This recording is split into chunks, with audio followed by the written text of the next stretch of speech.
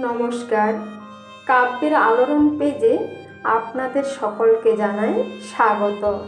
আজকের নিবেদন কবি মহসিনা খানম দিদিভাইয়ের লেখা শ্রাবণের প্রান্তর।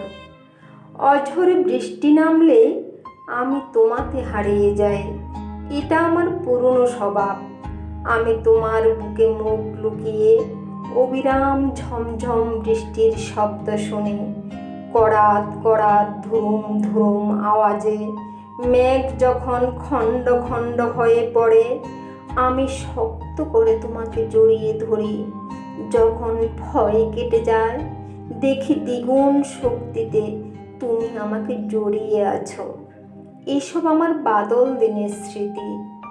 তুমি কি কেবলই স্মৃতি? তুমি কি কেবলই অভিমানী? কতটা অভিমান বুকে জমলে মানুষ এতটা পাষাণ হয়?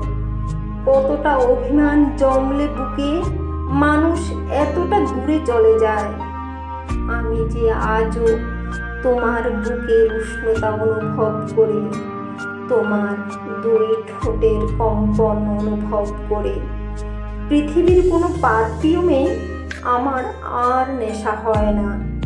বৃষ্টি ভেজা তোমার শরীরের গন্ধ আমাকে আজও বিভোর করে রাখে। প্রতিটি ছোট ছোট বিচ্ছেদে তোমার সজল কালো আঁখির গভীরতা অনুভব করি।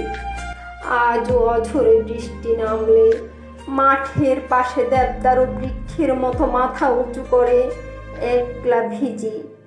একাকার হয়ে যায় চোখের জলে আমার বৃষ্টি ভেজা শ্রাবণের প্রান্তর। ভালো লাগলে অবশ্যই সাবস্ক্রাইব, লাইক, কমেন্ট, শেয়ার করে পাশে থাকবেন। ধন্যবাদ।